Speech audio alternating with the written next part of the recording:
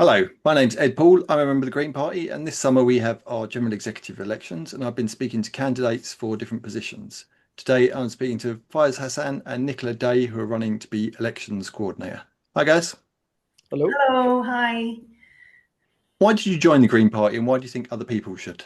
Well, I wasn't politically active until my early 30s. And then in 2010, when the Conservatives won the election, and after being a teacher, I was very much inspired by the Labour education mantra. And so I joined Labour because I knew the Conservatives would be really awful.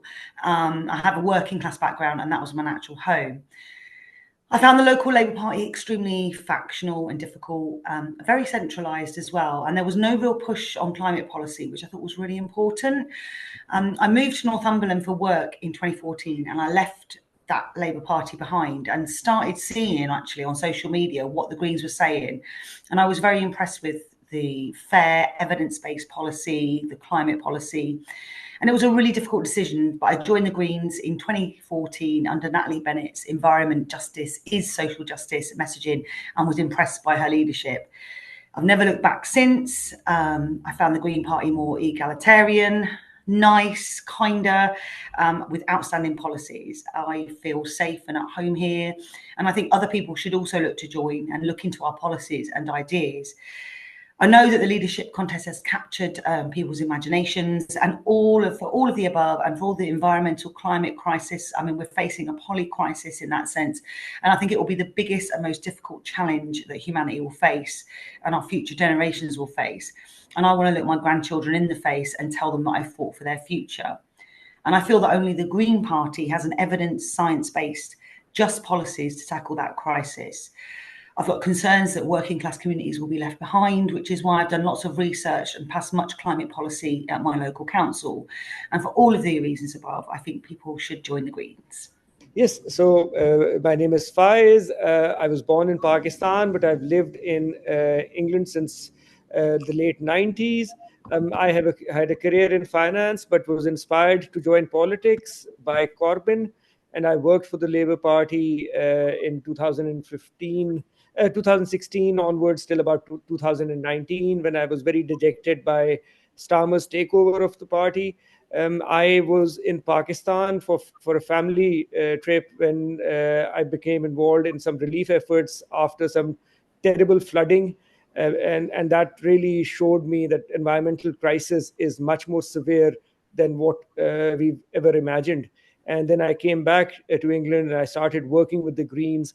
And now I'm sort of based in London. I'm chair of the West Central London Green Party, and I'm also on the regional committee. And I think, look, I mean, the Greens, why people should join the Greens, I think we have a very comprehensive policy package which covers not only environmental justice, but social justice, international justice, economic justice. And we genuinely have solutions for the long term. And I think it's just a natural party for anybody who cares about the planet or the people to be part of. What do you think of the Green Party strategy known as Target to Win? So, look, I like Target to Win. I think we've used it very effectively. It has some excellent ideas in terms of concentration of resources, in terms of how to organize campaigns, effective frequency, etc. But I think what I'm trying to do is encourage the Green Party to, in certain areas, look at Target to Win Plus, where the plus reflects diversity, especially in areas where there are high proportion of global majority residents and voters, especially in the inner cities, in London, in Birmingham, in Bradford, Manchester, so many other areas. And I think if you look at our electoral performance in 2024, we did very well in certain key demographics. And that is the youth vote in working class, left behind areas, as well as in global majority areas. And I think this is the demographic group that we should be targeting.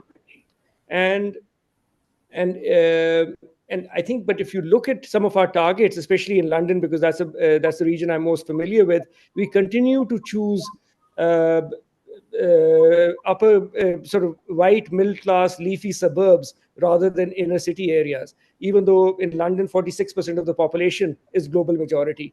And I think that is a disconnect. And what I would like to do is that we should choose the right target areas, we should choose the right target candidates, because we cannot keep on choosing.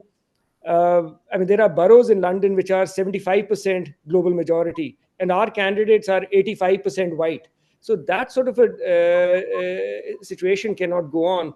And I'm not saying that we should start recruiting the Kemi Badenochs and Sajid Javeds of the world, right? But I think what we do need to do is make sure that these people are embedded in their communities and are responsive to their communities. And I think another sort of area which I think is quite important is that, for example, Target to Win emphasizes a focus on people who vote regularly, and that's sensible, right? But at the same time, if you're trying to uh, deliver revolutionary or results, then you probably need to look at what Zoran Mamdani has done, right? So if you look at his mayoral campaign, he managed to increase the mayoral voter turnout from something like 21% in 2021 to nearly to much higher numbers, right? And especially in certain demographics like the young voters, he increased it from 17% to 53%. And that sort of quantum leap is equivalent to a 3 times increase in that vote bank. Now, that is something which we should be doing. And I think, unfortunately, that is the left behind voters that reform is targeting. And so I think we do need to be able to reach out and be the voice of the people who are so frustrated with the two-party system that they've fallen off our political radar if you're just looking at marked registers. So, look, in summary, I think Target to Win is a great instrument, but we need to have the flexibility to adjust and adapt for it to be used in local situations. And I think that's something which we really need to focus on. What's your feeling on electoral pacts? So, look, I think it is important for us in these dark times where there's a rise of reform. I think there's a scapegoating of migrants. I think there is a blaming or targeting of Muslims, the LGBT community. Our right of protest is being taken away. Net zero has become a dirty word, and all the sort of things that we thought had been banished decades ago are coming back. So in this environment, I think we should look at electoral alliances. And actually, I have submitted a motion to conference. It's called Motion A90, which encourages the Green Party, both at the local and at the national level, to look at strategic alliances. Look, I think we should follow the model that the Greens in France have done, which is a left-green alliance or a popular front, and that has been very successful in pushing back not only against the far right, but also the centrists, because at the end of the day, the centrists are the ones who are enabling the far right. So Starmer is the enabler, and so we have to fight both of them. Look, I'm an admirer of Jeremy Corbyn, and I would have loved for him to join the Green Party. But I appreciate he's made a different decision. But I think it's important that we fight alongside both Jeremy and Zara and make sure that we do not split the left vote. I think I won't like an alliance on the basis of reciprocity and respect. We are aligned on so many issues with him and Zara, whether it's on Gaza, it's on fighting austerity, whether it's racism or nationalization of key utilities. So I think it's important that we work together, and we have complementary strengths. So if you look at I'm not sure whether it's how high above 500,000 it has gone, but he has had 500,000 signups. Now, I fully agree that some of these will not show up as members and will not show up as activists, but this is still a very sizable sum, right? But I think what his weakness has been that he has left it too late. We are less than 10 months away from next elections, and we have to choose 5,100 candidates. And that goes into our strength, that we as a Green Party, we had 2 million votes, we have a nationwide network, we have an ability to identify, train, due diligence, and field candidates. So what I would be very keen to do is see if we can use some of the activist base that Jeremy has mobilized, who can work alongside us. And it has to be on as partners. It cannot be unilateral standing down like the bad days with Lib Dems and others, but it has to be something which we can work on. And again, I mean, look, I focus quite a bit on London. London is quite critical for May 26, right? Because London will have all its elections once in 4 years. And there are 1,817 seats up for election. Now, if we look at our standalone plan, our target to win will allow us to only go to maybe 100, 120 seats. That is less than 6% of London. Now, if you look at Starmer, he's defending 1,100 seats in London. And he has been losing more than 50% of the seats that he's been defending, whether it's in by-elections or whether it's in local elections in May 25. So the opportunity set is not the 100 that we are aiming for, is actually 600 seats that we could take off Labour. And London is a progressive city, and which means that we can defeat Labour, and we can also make sure reform doesn't come in. So the Starmer sort of excuse that, look, if you give me trouble, it will be the far right that will come in, that can be completely countered. So what I would like is that London has 679 wards. Most wards have 3 councillors. We work alongside and we say, where we are strong, we will take 2 of the 3. Where you're strong, you take 2 of the 3. And broadly, we will be balanced. Let's go after 600 Labour seats and we can split them 50-50. So you get 300, we get 300. And so instead of arguing or taking a proportion of the 100 that we are targeting, we could be aiming for a much better outcome. So this is a passion project for me. I can keep on going on this, but I'd better stop now and we can come back to this if you're more interested in it. Yeah. How do we make a bigger impact in the media? As we've seen over the last couple of years, unfortunately, the media's become a personality, celebrity-based when it comes to politics. We've only got to look at Trump and Farage, which are caricatures that have a lot of funding and have become depressingly appealing. So from my perspective, we need in our leadership to be bold. We need brave voices in our leadership that cut through and respond to such nonsense.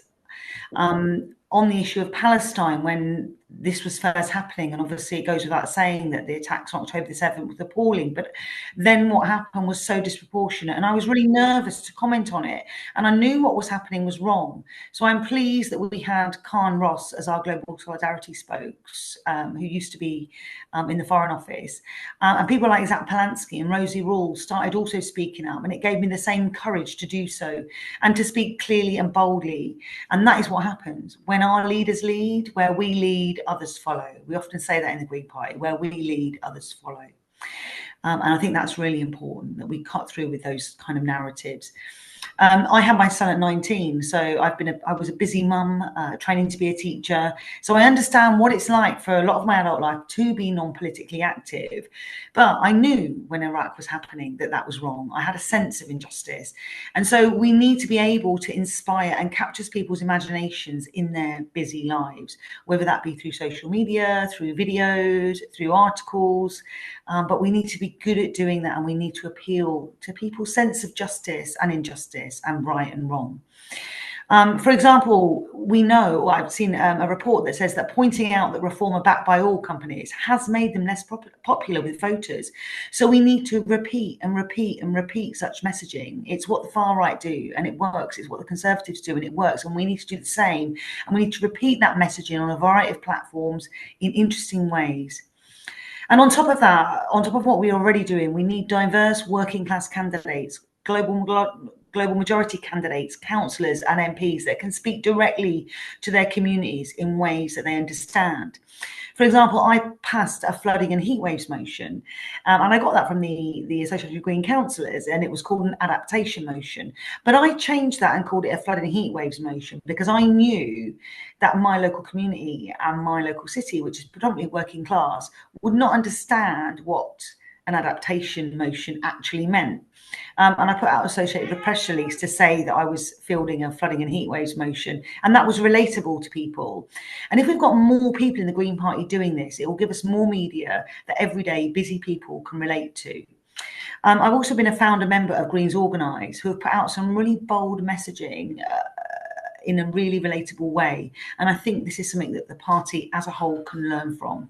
And that's how, and I know the media is dominated by the billionaire press, but there's a grassroots organisations through social media and platforms where we really can put out some really bold messaging. And I think we need to step forward and do those kind of things and be brave about it. How do we attract non-white voters and members to the Green Party? I've alluded to some of this in my earlier comments, right? That I think some of it is reaching out to non-white communities, engaging with them, because we have a very comprehensive set of policies, right? Our position against the genocide in Gaza, our position as a proudly anti-racist party, Zach's video on the streets of on the beach of Dover. I think Mothin's comments about Palestine.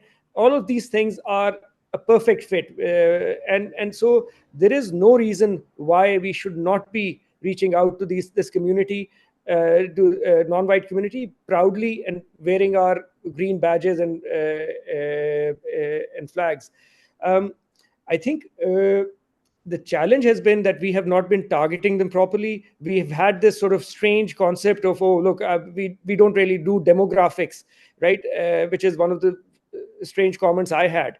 And we need to be reaching out to them. We need to be, I think Nicola has done some remarkable work organizing in her local community. I think that is something we need to do, where we organize in churches, in mosques, in community organizations, and ask them to help us guide our policy formulation, help us give and actually recruit future Green Party candidates and leaders from them. And I think that is quite critical. I think we need to have materials and leaflets in multiple languages communicated by people with the skill to speak multiple languages on the doorstep, right?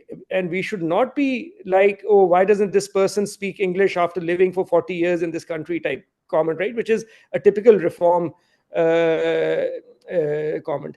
If you look at, we had some research done in London, 27% of our voters are Muslim voters, which is nearly, while Muslims represent about 15% of the population.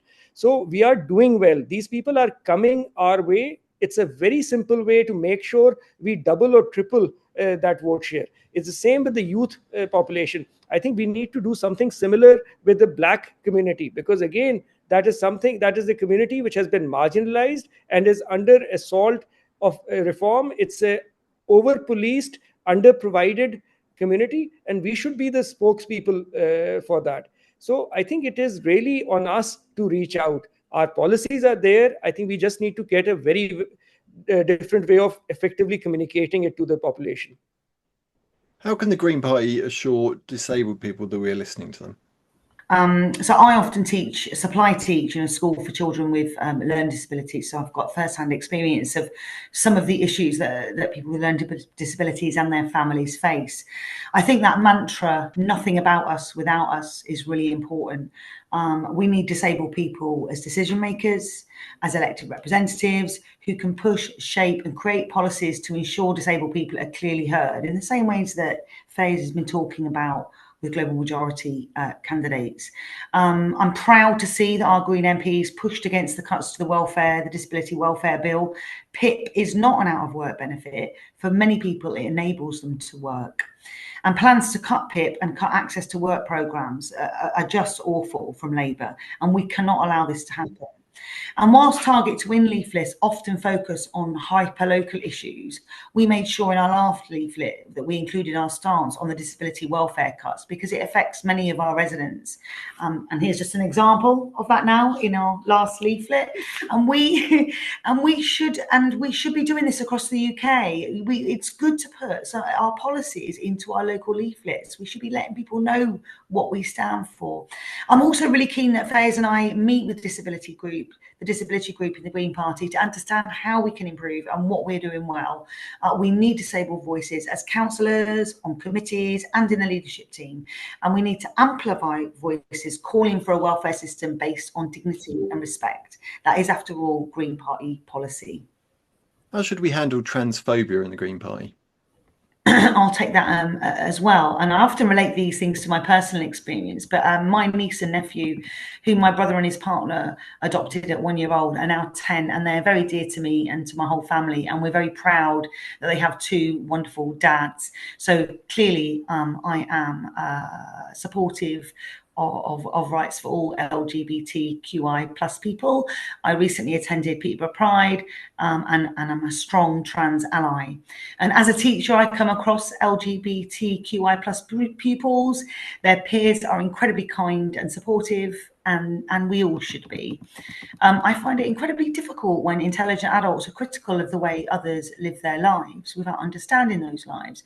And I think we must respect transgender and non-binary identities and push for further acceptance in all areas of society. So how do we do this? Well, I think we need some education really to develop some understanding within the Green Party. I think there needs to be a collaboration and sharing of stories and journeys openly and safely. This may be a controversial idea, but I think we need to bring people in a space together with opposing views in a safe way to talk to each other, because I often think that people are entrenched in their own views and develop misunderstandings and misconceptions. And I think we must try and challenge and change that. For me, and certainly for Faaiz as well, trans rights are human rights and everyone must accept that. Attacks and harassment against transgender individuals saw an 11% rise last year, with 4,732 offences carried out last year on the trans community. People need to think about what they type on a faceless social media. It often spreads hate and fear. Alongside education and making it safe and secure to talk about trans issues, we also need to push for legislation to protect trans people's rights to healthcare and rights in general. And we need to argue for progressive and intersectional policy which can really change people's attitudes. There's actually a motion to conference to reform trans healthcare. I haven't had time to read it, but after this interview I will do, and I'm certainly sure I'll be supporting it. So I'm looking forward to reading that. Faaiz, did you want to comment? Yeah, sure, absolutely. Look, I am a trans ally. I'm very proud of our policies and that we are seen as a natural home for the LGBT community, which has been under incredible pressure from so much of the hate and the nastiness in politics. Over the past 18 months, I've been very active in a lot of the Palestine marches throughout London, and every march has a large contingent of the LGBT community marching right beside us. And whether it's on the streets of London or whether it's at the Royal Opera House, where trans performers are throwing away their careers just to actually wave the Palestine flag in front of the crowd. So these are our natural allies. I'm proud to stand beside them. And I think we should make sure that the haters do not try and pinkwash us and divide us, because we are together and we are all fighting the same battle. I'm a Muslim, but the people who attack me are the very same people, the very same media, the very same politicians who attack the LGBT community. And so we are allied and we will not let these people divide us. Great. Thank you. How important is social and economic class in politics? So I think it is so important. Social and economic class is so important. And for a long time, some people and parties stopped talking about class as if it's gone away.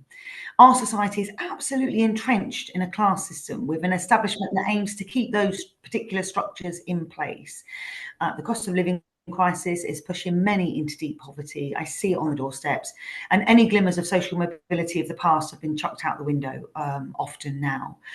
When I'm door knocking working class communities, we deviate from target to win, which is a strategy that we only knock on voters' doors. We knock on all doors. And through this, I've met some of the most vulnerable and disadvantaged people and worked on the most difficult casework. And it's often these people that won't come to us and don't understand who their representatives are. And it's these people we need to engage with and make sure they've got a voice and a vote. In my community, I set up a Seeds of Sunflower mental health and wellbeing support group in my local area. And when we hand out leaflets in these communities to promote those events, almost everyone has an experience to share with us on the doorstep. Working class people will feel the brunt of the climate crisis as they live in the most polluted areas and they work in the most hazardous workplaces. And we must go where working class people are and hold events in those areas and increase the representation of our diverse working class communities. And someone in the Green Party once told me, if we can gain more working class and global majority representation, then we can really expand and develop our party, because the working class in this country are the majority. And that is what I'm really keen to work on in this role. We already have policies that support lower income individuals, and that address wealth inequality, that support investment in local communities, that create jobs, many in the renewable energy sector.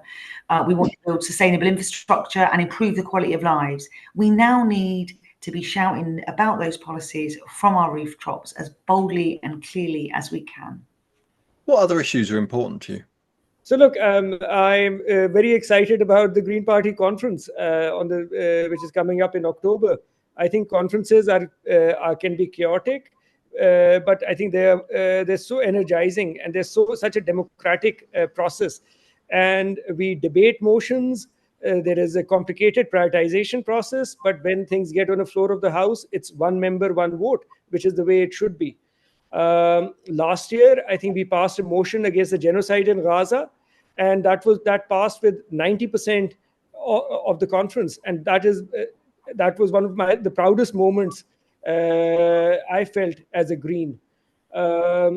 This year, I've mentioned I'm proposing a motion in favor of electoral alliances with like-minded groups, and what we are trying to do is avoid the situation like what happened in Ilford North, where West Streeting squeaked in, or Holborn St. Pancras, where I want Andrew Feinstein to defeat and end the parliamentary career of Keir Starmer. And actually, the motion that I had proposed was shared with members of Camden Green Party, and 95% of them voted in favor of my motion. So this is a genuinely a motion which has the support of a large population, a large group of Green Party members, and should not be delayed by sophistry and sort of prioritization complications, and should be debated on the House. I'm also a supporter of the motion against NATO, and that we should withdraw from it. There is another one which is around the IHRA definition, that we should not use that for anti-Semitism.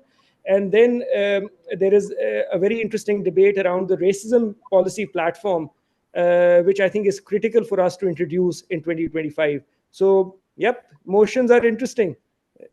Certainly, I've done a lot of research on working class environmentalism, working class inclusion. That's helped me to develop a just transition motion, which means that leaves nobody behind as we move to decarbonise and adapt society. I've looked at case studies in Spain where they've had just transitions in place, where they've closed a number of coal mines, and yet they've had enough private and public investment to make sure that there's enough jobs for everybody. So that can happen, and I'm really interested in researching that and have been doing that. I'm also interested, I've passed a lot of numerous policy motions at council around those issues, but I'm also now looking into my community. I've done the council motions, and I'm now looking at grassroots projects. So I'm working with different organisations to develop community resilience type projects I'm looking at partnering up with community gardens, council officers, a Peterborough Environmental City Trust, which is a charity that does that kind of work in communities.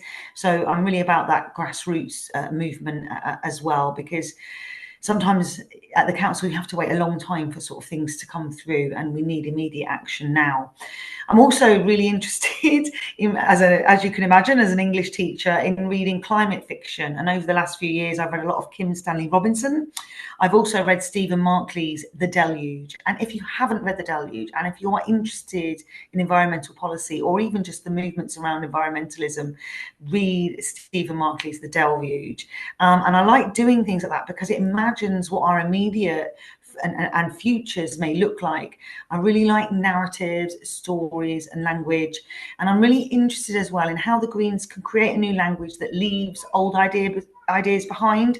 I know we often talk about left and right and about decarbonisation, about adaptation, but how can we come up with our own language? And it's one of the reasons why I like when Greens Organise started and we were thinking about a name for Greens Organise. I really like that it was called Greens Organise, because it doesn't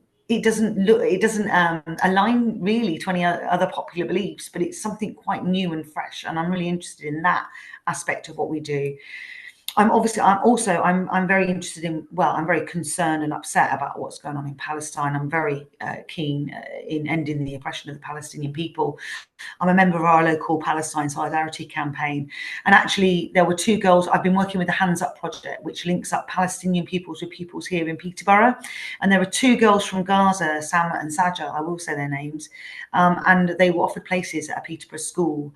And we've got really close. They've got sponsorship, they've got places at a school, but the Home Office application means they need a CAS number, which is a Centre for Accreditation of Studies number. And the school had to pay £25,000 to get that, and they couldn't afford to do that. And so those girls now can't come to Peterborough.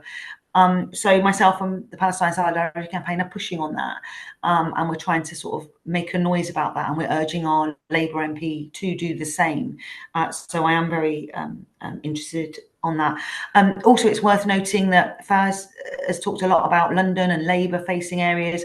I am, in Peterborough, all our seats were from the Conservatives, and where we work hard and where we're diligent, in 2023, I won my last election with 70% of the vote share. And I'm deeply, deeply ingrained. There's not a few days that go by that I don't talk in depth with residents about issues in the ward. And I think, the Green Party can prove just as much in Conservative facing areas that we can win as much as in Labour facing areas. Obviously, we've got to be careful about reform going forward. But I think through that hard work, diligence and deep community connections, I'm really about that community connection, because I think building community can mean that we can be more resilient in the future, given all the polycrises we face. So those are the things that I'm interested in and that are important to me. Why do you think we should vote for you, and what will you do if you're elected? Look, I have a background in analysis, number crunching, developing strategies, making predictions, forecasts, scenarios. I can bring that skill set to the role. I've been working across my local party and at the regional level already. My aim would be to help the Greens develop an electoral coalition which not only covers our traditional voters, but also includes the youth vote, the working class vote, and the global majority vote. I think the youth vote has become very important because of the large increase potentially coming up from the lowering of the age from 18 to 16. And again, the youth are natural Green voters. And I think that could be a big source of upside for us.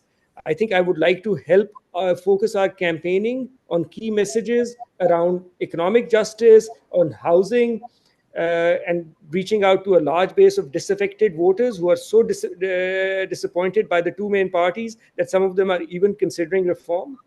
And I'm also keen to strengthen our data analytical capacities. We need to roll out a canvassing app so that we can really streamline the data entry process, make sure that we are not using scarce resource of sort of punching data late into the night, and also making sure that we have an effective air campaign. I think the Greens are very good at ground campaign, but the air campaign where you go to a place and you realize that there are already people who are voting Green. How do we mobilize them? How do we make sure that they know we are coming? That is critical, because what we've discovered is that if people think Greens have a chance, their likelihood of voting increases by 4 times. So I think these are the things that I'd like to focus on. And I think I have the skill set to help develop that, along with the help of Nicola and the rest of the leadership team. So I think I'm interested in developing deeper community engagement after a successful target to win. So once you've won, how do you then keep hold of that? And I've certainly done that in numerous ways and experimented with lots of different things in the ward that I'm in. At the moment, I've created a residents association. We've had our 4th meeting now, which is issue specific and resident led. I've created steering groups to review large urban housing developments in my ward that had a lack of infrastructure. I'm still working solidly on that. I think things like citizens and people's assemblies are important. I held a people's assembly in our local library, and I had quite a good turnout for that. And I think that we need to really look to more diverse working class candidates, leaders and councillors, as well as appealing to our traditional voter base. We need to really expand. I think, as Faaiz has said, that Target to Win has been incredibly successful. Because I've been in the party since 2014, I've seen how successful that's been, but we must work on developing that with the Target to Win Plus. We need to knock on more doors, and also encourage disengaged people to vote. We've also won unexpectedly in some areas without a Target to Win model. So what can we learn and improve on from that? And how can we keep those seats and develop on that? And also, I'm really interested in engaging with the liberation groups and the Young Greens. I'm really interested in developing work with these groups, and in particular with young people. Obviously, they're the future, and lowering the vote age, they will have a huge impact and influence, and some knowledge to share with us. Currently, in my local party, we have 2 younger Greens on work experience. They just came to me on work experience, and they're now Greens, and they come out with me week in, week out, and see what I do as a local councillor. And this kind of development is so important, and I've learned a lot from that. I mean, they're looking at doing TikTok videos for us, because I'll try to do that, but I know that they know that world better than I do. So I'm always interested in learning from each other. So yeah, those are things that I'd like to do along with. You're on mute, Ed. That'll explain it. Yeah. Brilliant. Thanks very much.